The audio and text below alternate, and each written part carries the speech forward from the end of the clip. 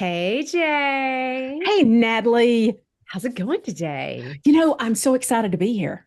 Really? That is so Yeah. nice. Like, is it just in general excited or Well, I really mean, I have to excited? see you this morning. And so that, that's a 50-50. But we have Mm-mm-mm. some great guests today. Did you say guest as in plural? Plural, like with an S. Oh my gosh. Like Yeah. how many? Is it more than one? It's more than two.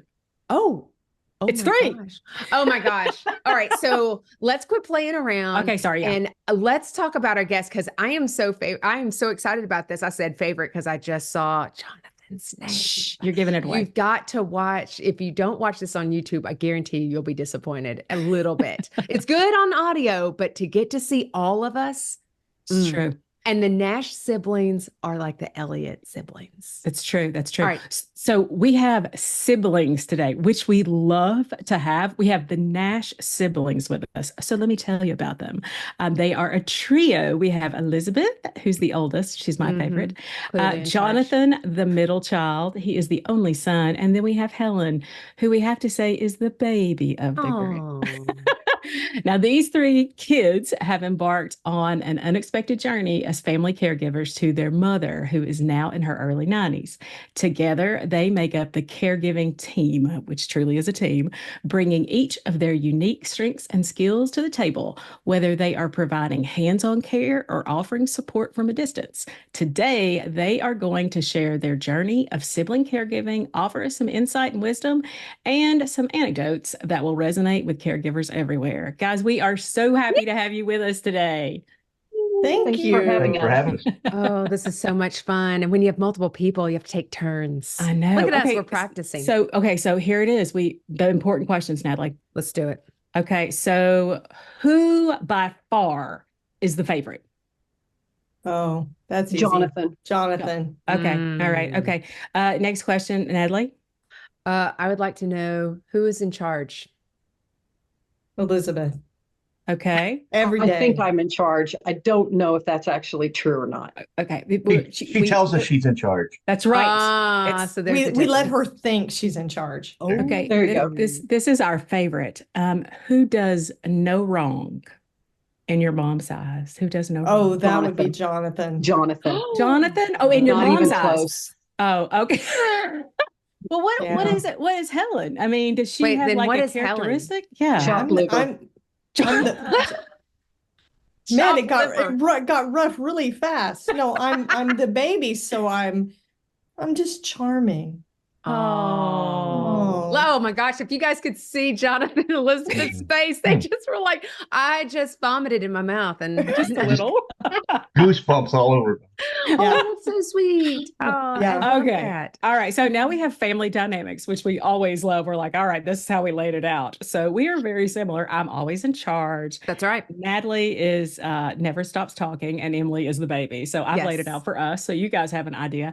So caregiving, you all three make it work. We always say it's a hot mess, but your mom, now she's in her 90s. Let's talk about when your caregiving really started. Was it a crisis? Did you have a crisis, or did you just slowly get into it? When did it start? Anybody can jump in. I feel like Elizabeth's going to talk first. Do it, Elizabeth. Do it, Elizabeth.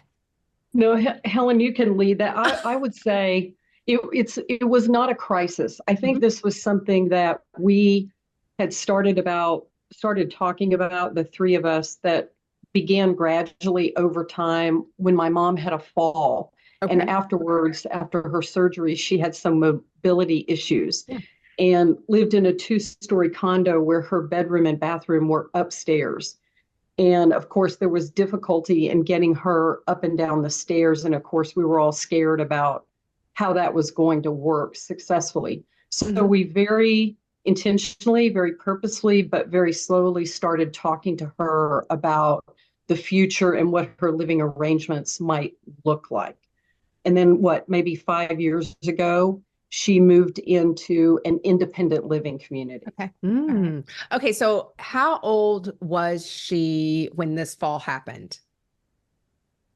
Well, there, two seconds of backstory. Yeah. Uh, my mom has had 3 knee replacements and 2 shoulder replacements. Okay. along with some other health ailments. But she's one tough cookie. Her pain tolerance is incredible. Mhm. But and so you'd have to specify which fall you're talking about. Okay. Ooh, Uh, good comment. Okay. but so she's had that's over the past 15 to 20 years, Mhm. those incidents. Uh, but I would agree with Elisabeth. I think what really precipitated it's been a gradual process. Yeah. Mhm. What really precipitated was our concern with the two-story place and Mm. her uh, lack of mobility to get up and down the stairs or the risk involved with that.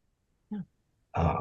And so at one point, she was very resistant. She's generally resistant to change, and like we all are in some ways. But yes. So we started broaching the subject of looking around town for a one-story place for her. Couldn't really find anything suitable, and she wasn't really ready mentally for that change, I think. Mhm. And then did we I think we approached it from a little bit different standpoint and started saying, okay, at some point there's going to be a time when you need to make this change. Mhm. And you may not consider it right now, but right now it's under your control, right? You can make the decision on where you go. We can go around town, search for places, spend the time, and find the right spot for you. Mhm. Uh, if you wait, at some point, it may not be under your control. We may have to Mm. make like an emergency decision, and um, so it might behoove you to be involved in the process, and so there was an urging there from our standpoint.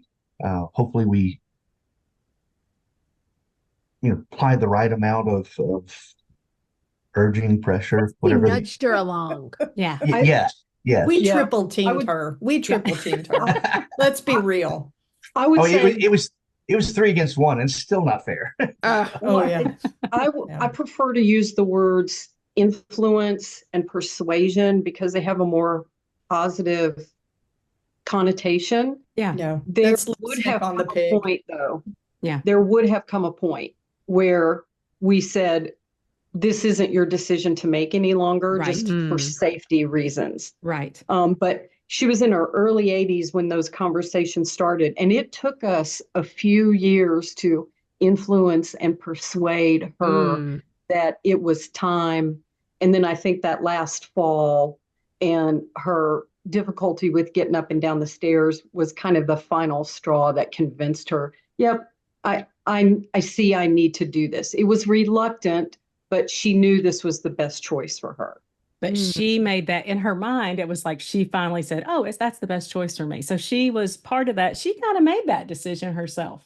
Although she'll tell you that we made her do it. Okay. For sure. We made her do it, right? Okay.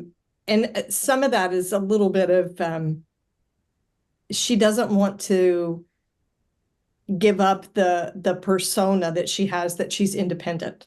I got it. That she's capable, that she can do all of these things. It's maybe a little bit of denial, that I'm aging and I am changing, in addition to the accidents and the falls that she's had. So for her to maintain a sense of self and some dignity, they made me do this. I really didn't need to. We just have to be careful because, for instance, at the community where she lives, they have a social worker that interviews everybody that's coming in, prospective residents. They want to make sure that this person's not being manipulated or exploited. Your kids putting you into a place and taking your money. And my mom has a tendency to make jokes and be a little bit funny. And I told her, I said, Mom, when you talk to the social worker, you can't say stuff like that because they're going to call Adult Protective Services on us and find out what we are doing to you because we made you move and sold your house. Yes. And suddenly we all went on a family vacation without you. Yes, we all went to Aruba. Yeah. That Oh is my so gosh. true. That is so true in the sense. I like that you guys had that conversation with her. I think that's really important because independence, we all, if you think about growing up, our parents want us to be independent and they want us to be able to make decisions. And so for many, many, many moons, we make decisions. And then all of a sudden, your children come back and they're telling you what you need to do. Our mom struggled with that a lot when we would have conversations after our dad died.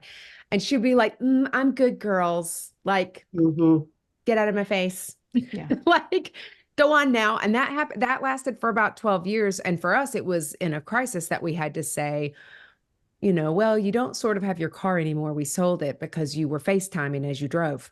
And probably shouldn't do that, Mom. So that's a hard, did you all, let me ask you this though, because there is the power of three. Like, I love that there's three of you because there's three of us and there's always a tiebreaker. Honestly, there's a tiebreaker. But no one to ride rides with. No one, that is a problem. No one to ride rides with. So it really just depends. So did you guys, when did you all, and this is important because I want to know this for me. Well, I want to know this. When did you guys start having conversations about your mom offline separately from her to say, little concern that we might have to step in here, guys. Little concern that mom's not really able to stay in her home by herself. That sort of feel.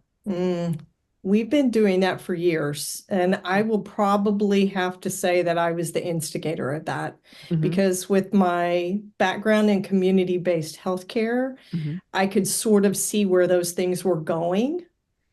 And as the accidents and injuries that Jonathan was describing, as those began to accumulate, I could see that we were headed down a path in that direction where her mobility was going to be the biggest issue. Yeah. And so we would remind each other, this is what I saw, this is what I see. And, you know, we need to at some point think about this, introducing the topics. But we were having offline conversations, the three of us, for years. Probably, I would say, 15 years. Yeah. So you knew ultimately that you were gonna, some people are like, I'm not gonna care for my parents, I won't have to. But you ultimately knew that you were gonna be caregivers for your mom. Yeah. That was kind of already the plan. So let me ask you a question. Where are you location wise? Who's close to your mom? Who's long distance? Because I know somebody's far away. That's me. I'm not super far away. I'm about an hour and a half away from my mom. And I'm about 25 minutes away. Okay. I'm way too close. I mean, I'm about 15 minutes away. Okay. All right. Proximity. Good. Edit. Okay. Yes. Thank God our mother is not tech savvy. She will never hear this or see this video. It's okay. We're going to send her a VCR tape. There you go. Oh, did you say VCR? You just dated us all. That doesn't require tech savvy. Exactly. Can you imagine? So, Helen, you talked about, this is important because we divide up duties, and you talked about your background in healthcare. So do you feel like that's your specialty? So tell me about everybody. Yeah, your superpower. Get your cape out. So tell me how, because I know you're all not I don't feel like you're all, for us, we don't all have to be hands-on at the same time. Tell me about how you guys define your roles taking care of your mom. Have you guys fallen into, okay, I'm going to do this and I'm going to do this? How does that work?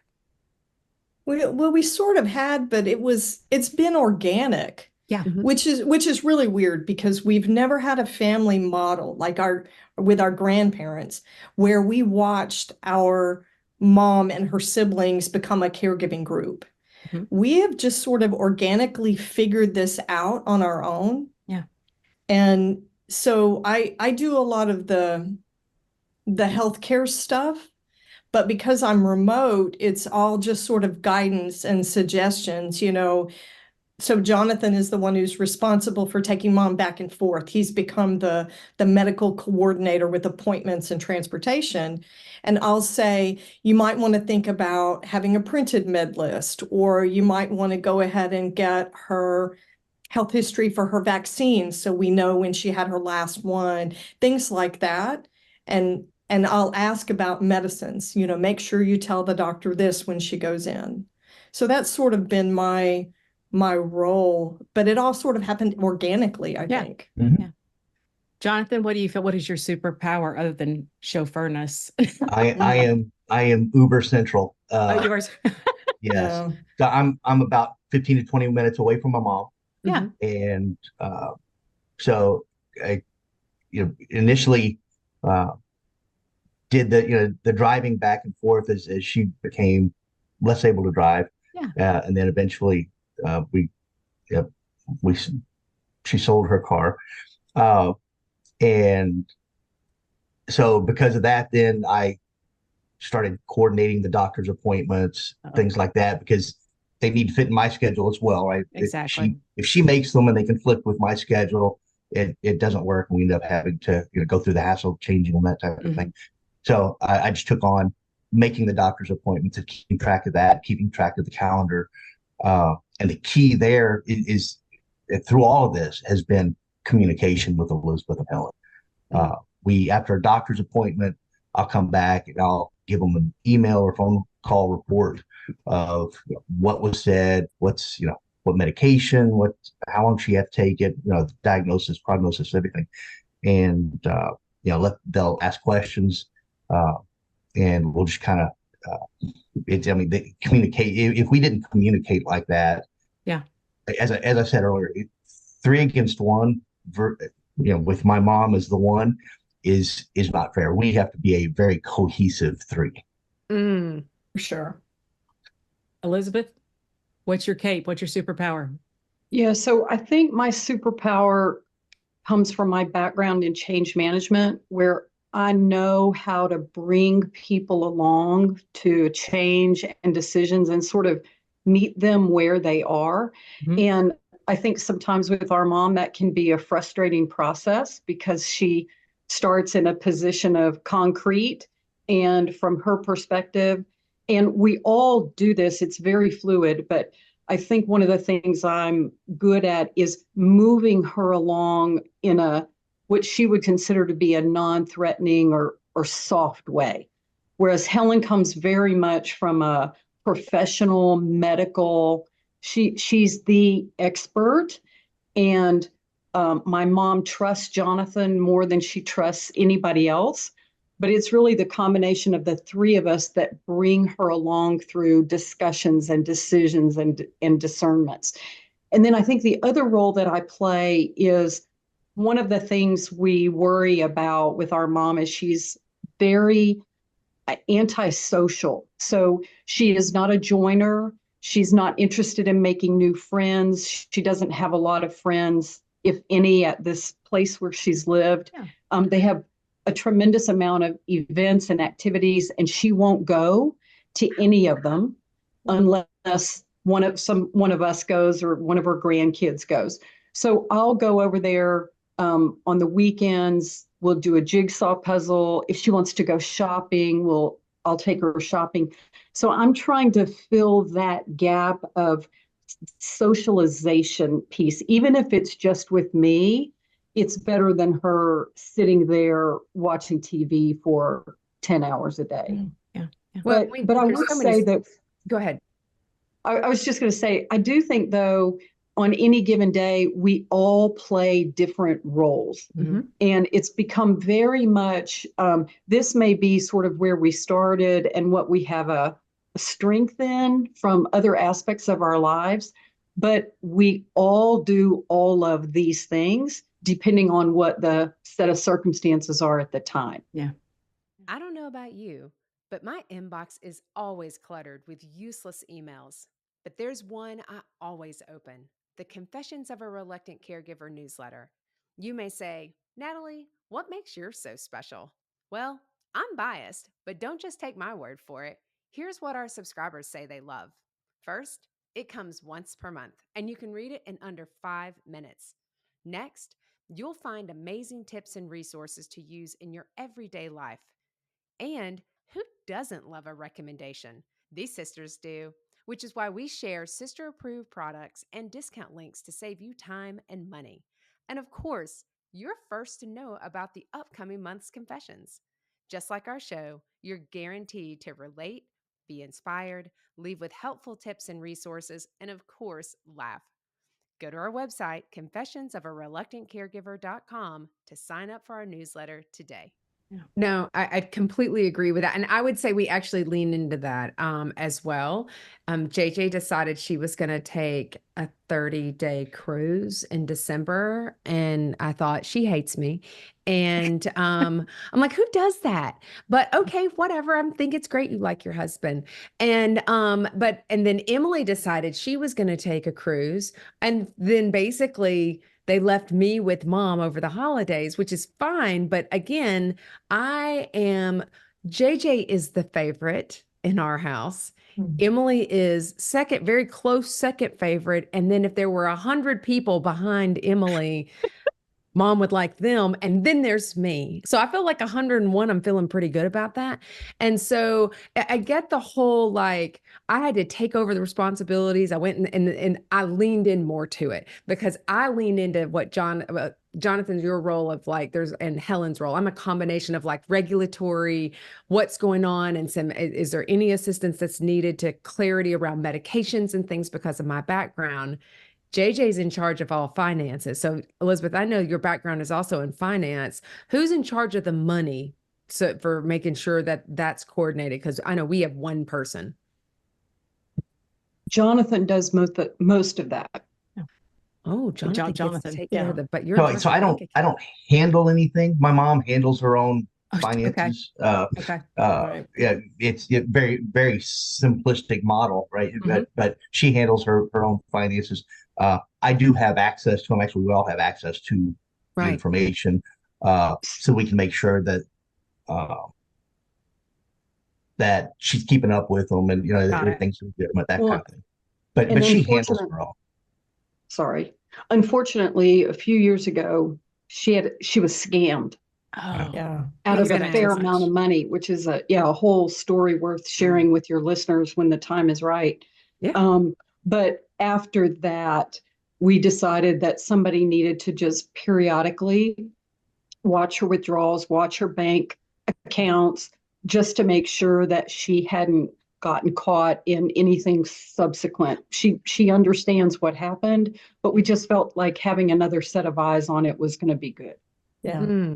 So we had talked to someone else whose parent was scammed out of $18,000, and it was, and honestly, I hate those people like with a passion, because I'm like, go get a job, like go do something productive. But then that's a whole nother, podcast, and of why I hate people who are scammers. So do you all have like, so here's a question for like, is this a tip thing? Do you all have like limits on how much your mom can take out? Are there safeguards that you put into place that I think should, honestly, I have safeguards on our credit cards for myself and Jason, just to make sure, like, it's like, hey, are you sure you want to withdraw more than this amount of money kind of idea? Or when you go out of the country, you can notify to say, hey, this is not weird.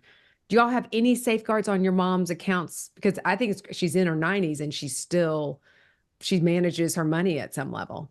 Correct. And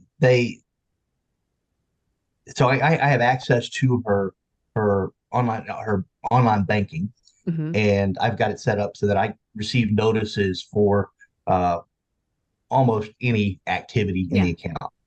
And so if it's a strange dollar figure, or I don't know who the recipient is, I'll go and check on it or ask her about it, and just verify.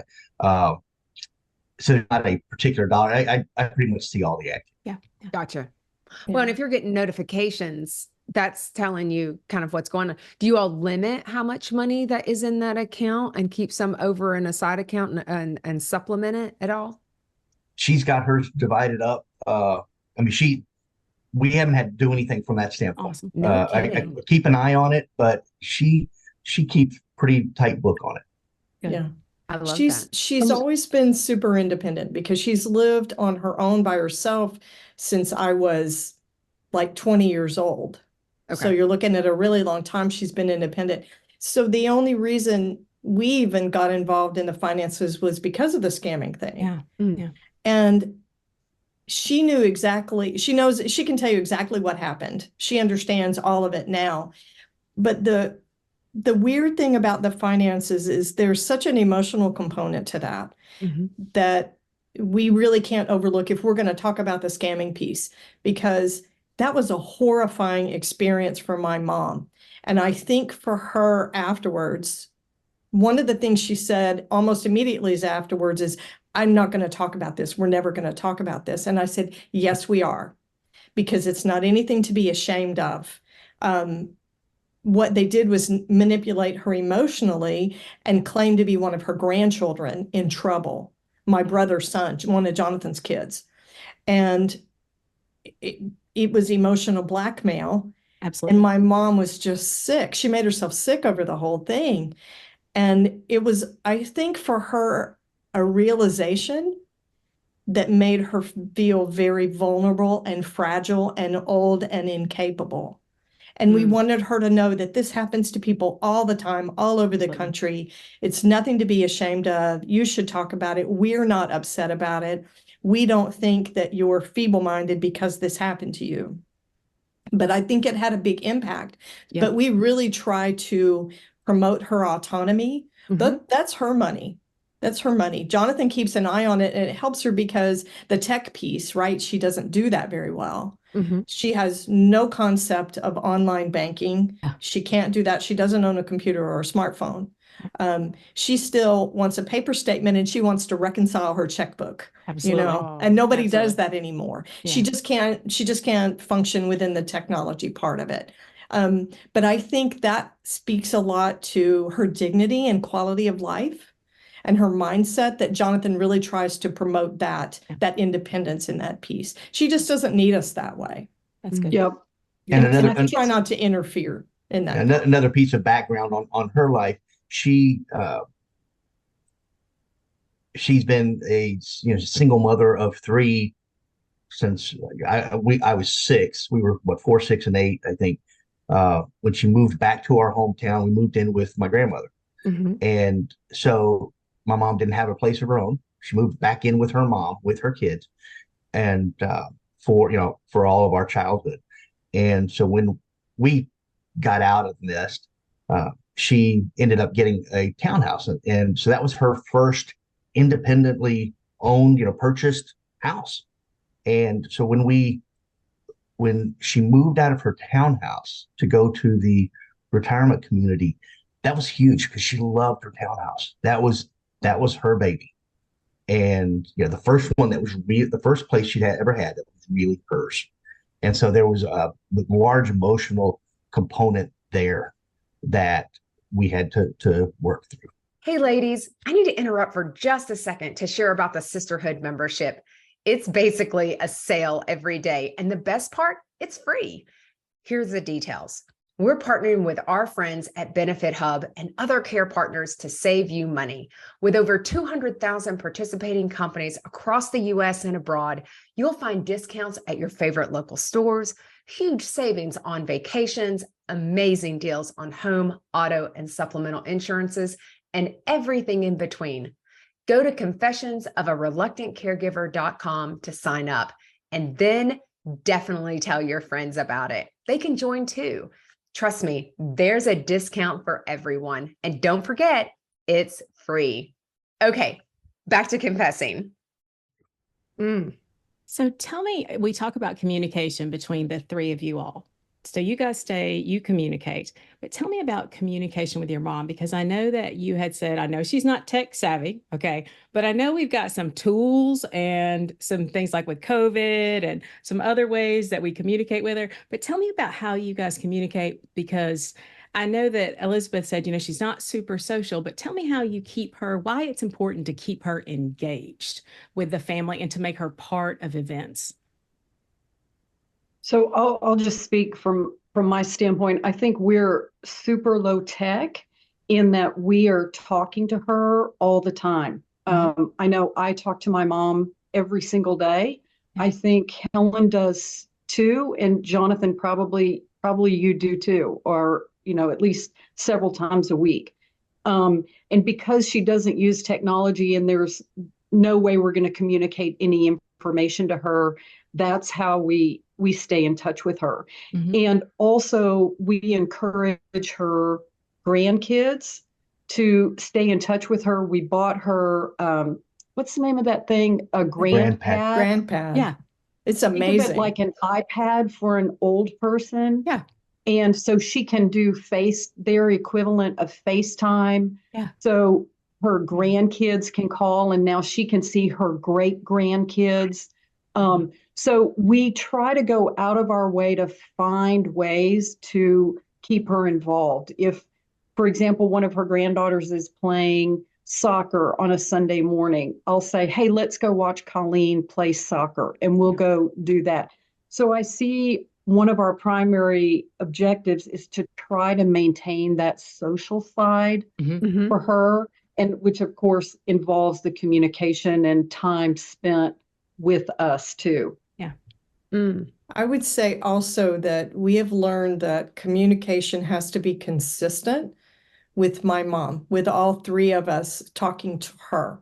So while we're talking to each other, we try to be really consistent about what we talk with her about and any guidance we offer, because my mom has some mental degeneration that's just natural aging. She doesn't have Alzheimer's or dementia, but it kind of presents that way, especially in the last year. Her memory has become a big issue. And so she's very inconsistent about what she tells each of us, and we get different stories. Right. She'll tell me that my brother has done this and this and this, and I'm like, I think I need to fact check that. So I'll send my brother a quick text and say, hey, did you do this and this? And of course, no, he didn't, or mother has given it a different spin. So really consistent communication, messages coming from us to mom. And again, all this was organic. We just identified this, and we never allowed it to cause an issue in the caregiving village in our group. And that, I think, that kind of consistency has become super important for my mom. And I don't think we would ever use the word strategy or that we strategize about communication. But the truth of the matter is, to Helen's point, we're trying to make sure we're consistent, that we're united, that we're not confusing her if she's confused about something. Yeah. And so there is a strategy of making sure that we are all aligned, and this is what we're going to say. This is the path forward, so that we don't add any additional stress into conversations or decisions or things that have to happen any more than that's naturally there. Yeah. And there's a decent level of stress that is naturally there for her. Yeah, because So she can't manage some of these, like the healthcare stuff. She can't navigate those systems. She can't navigate automated systems. She has trouble maintaining a calendar and scheduling. So that consistency is super important from us. Yeah. If I can piggyback on what I'm sorry, JJ. If I can piggyback on what they were saying for a second, as far as the communication goes, while my mom, the memory issues have arisen over the past few years and that type of thing. Let's be real. My mom has always, when she's talking to the three of us, we each get a different story. Some of it true, some of it figments of her imagination. And these were not memory issues. These are just things that she'd make up on the fly purposefully, whatever suited her needs. Yeah. And so we checked with each other afterwards. We get three completely different stories. Yeah. And we also get that, Jonathan. So don't worry. Our mom does that to us too. Like, have you talked to your sister? Oh, okay. Well, then I need to tell you something. Yeah, that's good to know. And you're like, makes me feel better. Okay, Mom, that sounds interesting. Mom is a wily old lady. She's and this is not, this is long term. She is a very intelligent woman.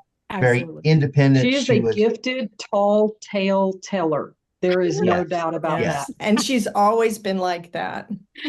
Always been like that. But we were on to her very early in the process. There you go. So we have to circle the wagons and make sure, that do the fact checking. She'll, as I said, she'll come up with stories, or she'll come up with, wording from conversations with, someone else. And so we have to check with each other. And then she'll come up with, out of the blue, there are only 3,467 bald eagles left in the United States. And you go, where in the world did you get that? Yeah. And I think she's just making something up. And then I go fact check that, and she's exactly right. It's so you can't. Yeah. I don't know. It's She watches a lot of TV. I was going to game shows. Yeah. Trust but verify, I think is how we would apply everything that she says, but particularly amongst the three of us. Yeah. We would probably say, I would probably say mom plays off of our weaknesses. And so my weakness is guilt. And so she will push that button all the time. Like, my robe has holes and it is worn out. Everybody else has a new robe. But Natalie is like, I just bought her a new robe. And what we find out is like Miss Martha next door got a new robe. And I'm like, Mom, I found out you got a new robe. I don't have any shoes. JJ's like, I bought her 2 pair of Skechers last week. And same. You didn't buy her the shoes you wanted. She wants 3 pair for the skilled nursing facility because everybody else is really going on a shoe fashion show. That's interesting. Oh, I really like that. I want to add one other thing to the communication, because I think it's super important for people who are in these positions. Is one of the things that we try to do, and we're not perfect at it, but we try to do, is leave her with as much semblance of control as we can, because as these big decisions in her life have occurred, all of these significant changes, and just the small natural ones like Helen was describing, where she's losing control over things she can do or decisions she can make. And she's so used to having been in total control for the last 70 some odd years, is to the extent we can find things in her life that she can continue to control, we want to encourage that. And sometimes it's easy for us to dictate, and I'll just say for me to dictate, here's Mom, here are the things you need to do. There's no question, just do them. But she doesn't have any input in that, and she feels like she's lost control over yet something else. So in our communication, we're looking for, is that a battle, a hill worth dying on? It's not. Let her, she isn't going to change that. It doesn't really matter in the overall scheme of things. Let her control that. And so there's this underlying theme of alignment around things she can control amongst the three of us. And, sometimes we have to pull each other back or push each other forward on those conversations. But the idea is not to completely remove all autonomy from her life. It is her life, and we want her to feel some semblance of control left. All right. And we want to augment her ability to do things. So, even when she was in the townhouse, we found accommodations, whether it was, she started off with a walker. We eventually installed a stair lift because it was a 2-story thing. And so in her mind, with the stair lift, she could have lived in the 2-story townhouse forever. There were still a lot of fall and risk concerns on our part. Can I switch gears for a sec? Yes. Do it. Okay. I'm really happy to be doing this because it makes me realize what a blessing some of the situation really is. And from a relationship standpoint, I'm closer to my mom than I've ever been. Okay. I've spent a bunch of time with her. After each doctor's appointment, we go to lunch, and because part of it is there's a little element of, like Elisabeth was saying, we feel the responsibility of the socialization aspect for her because she doesn't get it outside of us. Right. And so I take the time to go to lunch. And even though there are times that I just want to drop her back off, after a doctor's appointment, I'll go, I'll eat with her and give her, we have a little bit of a socialization, period. And it's helped our relationship. My mom and I laugh a lot. I throw digs at her all the time and even on here, but we laugh a lot. Yeah. And the second byproduct of this whole thing is I feel like I have a better relationship, a closer relationship with both of my sisters now than I ever did. And as we went away from school, I'm also an emotional guy, so hang on. As we went away from school, went our separate ways, families, careers, etc. And this has kind of brought us back. The need for this has brought us back. That's how I talk to my sisters all the time. Yeah. And yeah, I appreciate it. That's a blessing to me. Oh, I love that. Okay, and I'm glad you went there, Jonathan. That is where we want to go, because we want to ask, we've talked about your mom, we've talked about your all's skill set, but I want to talk about your all's lives. Guys. Yeah. We want to talk about you, and you've got kids, you've got grandkids. Yeah, somebody does. There's like 4 of them and one on the way, So, but I want to talk about that. And I hear that so much, Jonathan. And I love that about going out with your mom afterwards. The last time I took my mom to a doctor's appointment, she always gets to choose the restaurant, but I asked her, I said, okay, Mom, we're headed back. And usually it's Chick-fil-A. That's her weakness. Yes. But she said, I want a bagel with salmon. And I was like, it's like 1 p.m. I want salmon and cream cheese and those little things on top. I was like, game on. I'm in Knoxville, but I'm like, I'll find it, So, also a people pleaser. Yeah, a people pleaser. That's yeah. awesome. But tell me about that. Like, tell me about your lives these years, careers. Just kind of give me an overall what this has done in your lives, like how you think it's impacted your lives. Are there days like? For me, there are days when I'm like, I'm going to drop Mom off. I'm done. Today's the day I can't do it. So I'll start this because I think it's the show's confessions, right? Absolutely. Yes.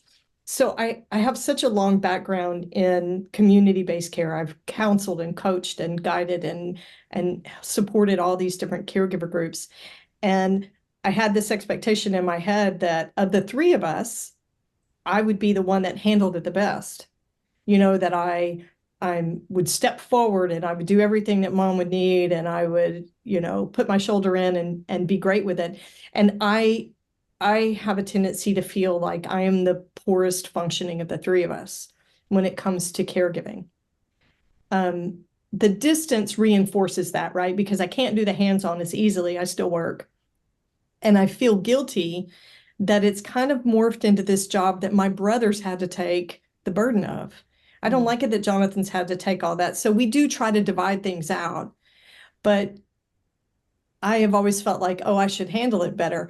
And then I get the guilty part of it that's grieving as well, because my mom has had a major change in the last month or so. She has a torn rotator cuff now, which cannot be repaired because she's not a surgical candidate.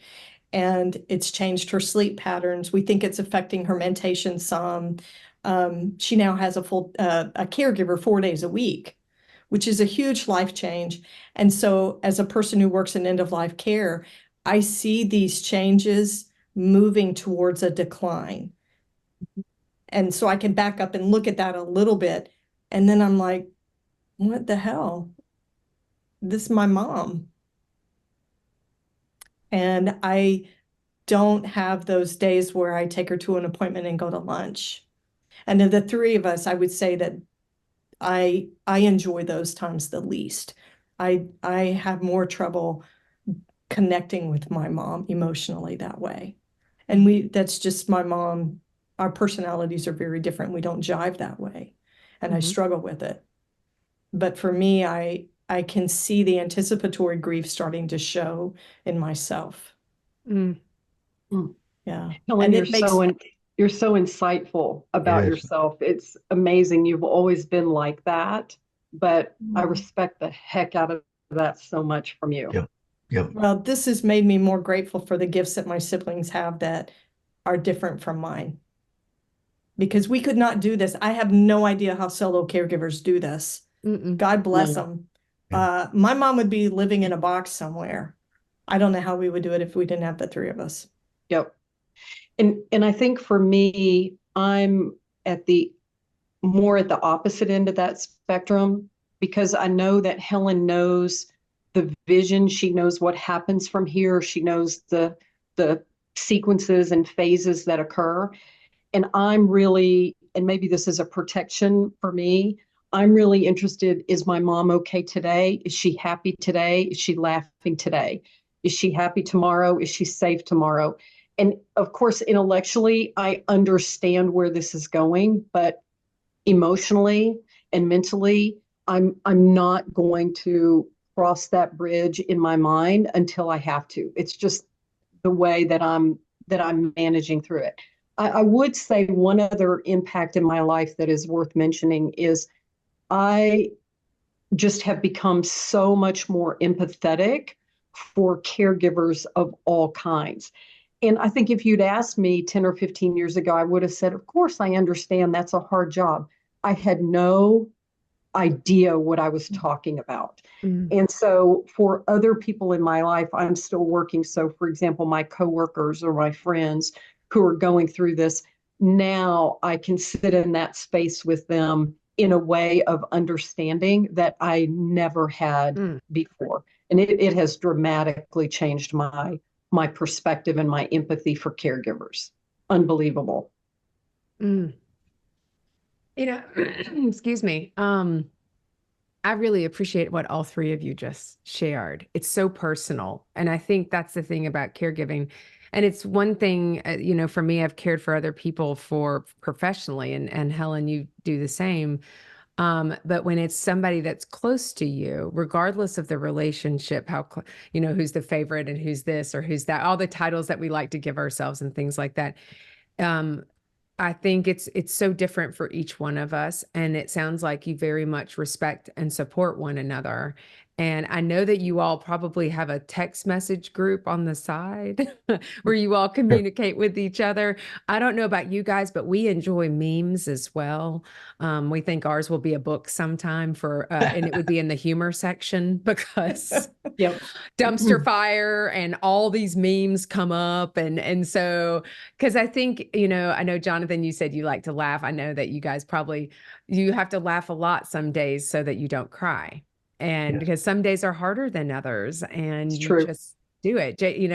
Elisabeth, JJ and I were having this conversation about mom yesterday. And it was a snot fest. Sometimes we cry on the phone, and we're not prepared for what's happening for our mom. So, and Helen, I can relate to you in that my mom and I, of all of us, we have the most tenuous relationship because we are so much alike and so strong-willed.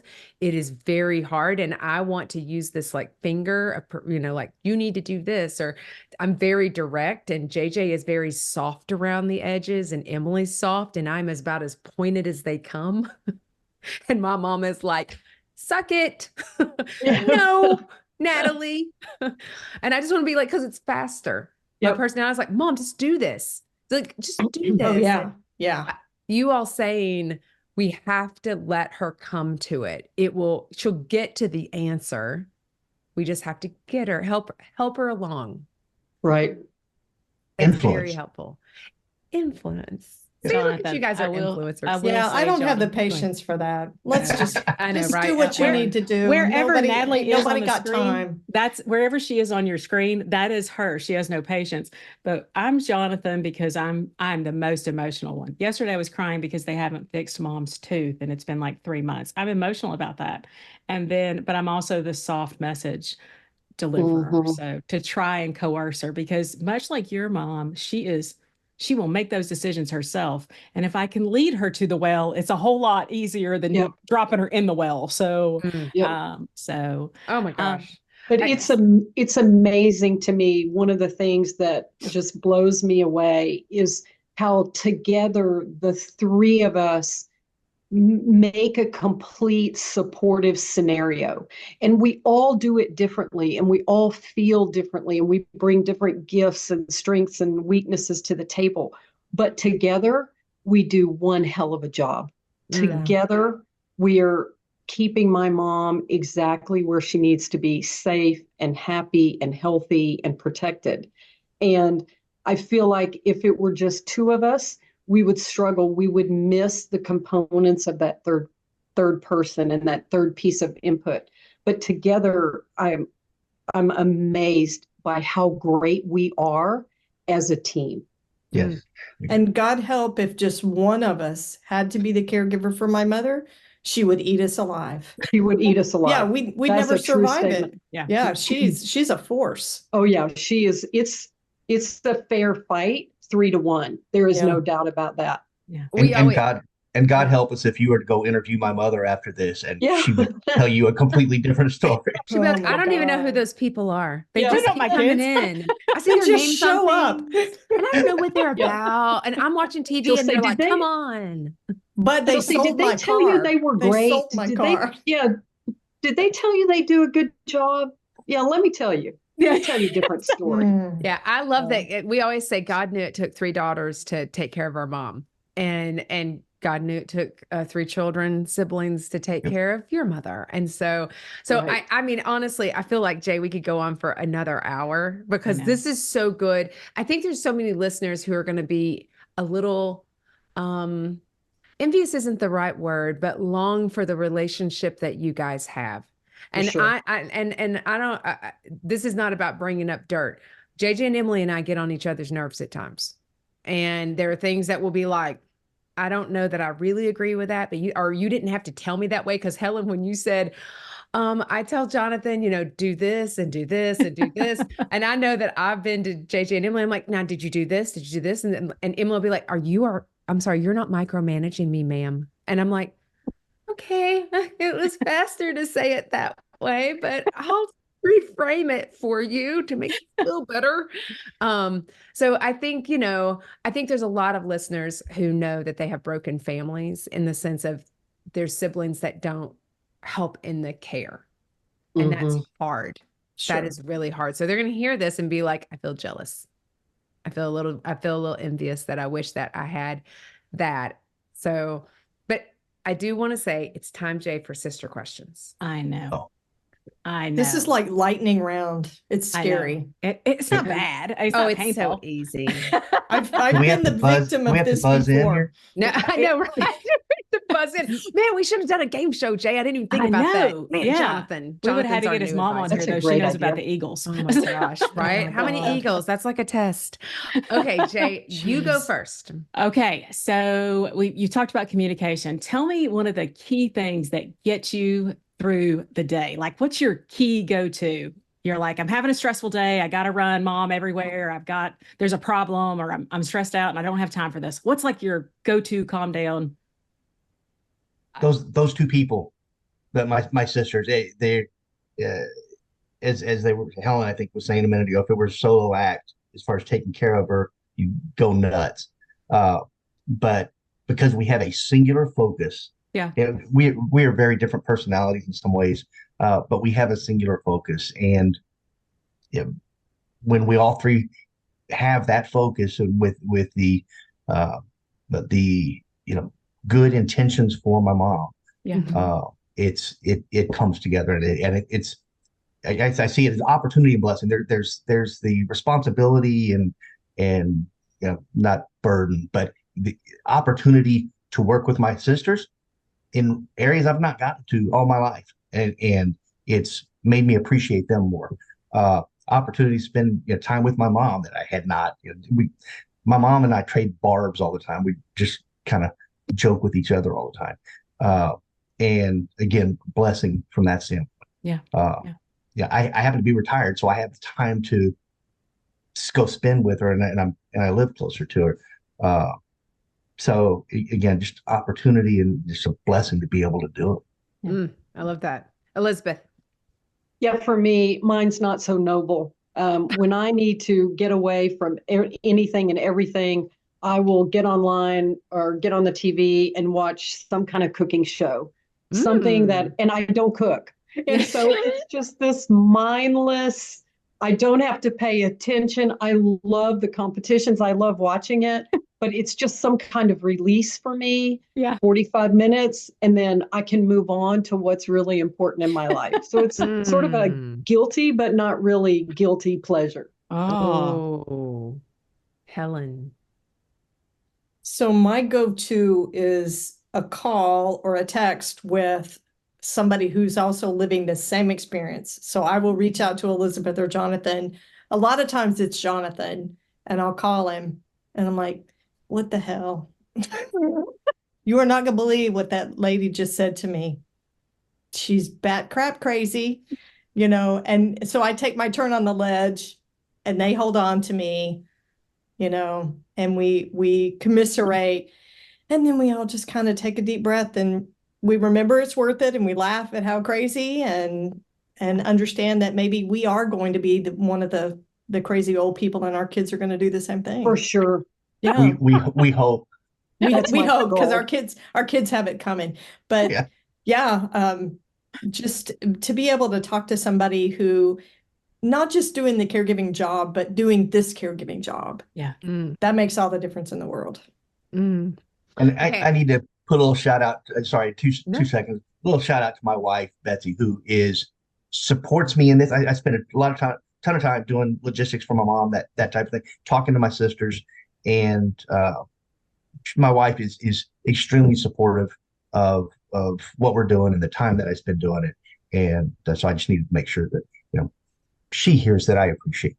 Yeah, and she's sitting in the room with them with a cue card that Totally said, fine. "Make sure you've Okay. mentioned." I read that right, correct? Yeah. So, okay, so this is going to be, let's get tipsy. Okay. And everybody's like, what are we drinking? No, let's get tipsy. And what is one tip that you would give another caregiver, or give anyone, give our listeners? So one tip you would give our listeners on that has really helped you as a caregiver. So I would say, I'll emphasize what I said a few minutes ago, is try to look for things that the person you're taking care of can continue to control and decide and be independent about, as opposed to feeling like you have to control and manage everything. That's a good one. It's hard to do sometimes, but it's vital, I think, for them and their peace of mind. And quite frankly, I think helps us as well in understanding we don't have to control everything. I like it. Jonathan. I don't know if I have a particular piece. The whole process has been an organic learn as you go process. And I mean, I'll go back to what I think is the key for us, and it's the communication amongst the three of us. And I can't overstate how important that's been. You said it's organic and you learn as you grow. Have you screwed up, Jonathan? But it's okay. Have you messed up a little, or ever, or? I say things wrong or screw up or forget things daily, and but people are forgiving it, and we work through it and move on. Caregivers, that is your message for the day, that it is okay if you mess up. It happens to the best of us. So we screw up stuff all the time. It's okay. It's okay. We don't screw up the big stuff. This is life. We're not perfect. And we've learned from it, and you know, it helps build the team and the relationships. I love it. So we're better Helen. because of it. I would say my biggest tip to another caregiver would be, don't worry about the second guessing and the shoulda, coulda, woulda, because I look back now on things we did and I think, man, if we had done this differently or we had done that differently, that's really not energy that's productive to manage what you're doing now.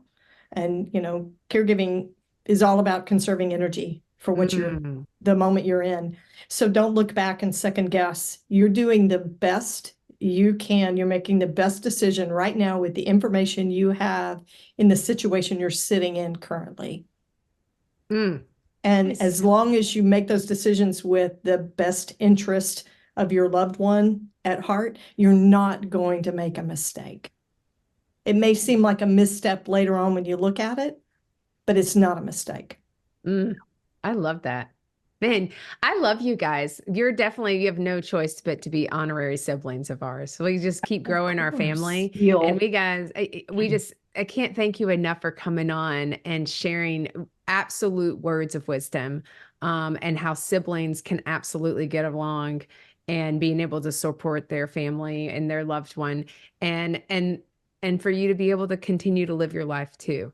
And I think there's so much words of wisdom. Jay, any last thoughts? Any deep thoughts? You guys are Fantastic. I And love you it. actually, they've like given me insight now. I'm like, all right, I'll be nicer to Natalie. Thanks, guys. Oh, that is so sweet. Be nicer to Natalie. Let's keep being I mean to Emily. know. She's not on here. Yeah, no, I really do. No, I really do. And I think regardless of sibling relationship or not, that key about communication is so important. Regardless of relationship, it's for everyone. And it is the emails. It is making sure, hey, mom had this change in her medicine. That way, no one is surprised by anything. It is that communication. And that for every caregiver, for every listener, I think that is vital. All right. Well, guys, we're wrapping this up, and we thank you for listening until we confess again. See you next time. Bye. Thank you.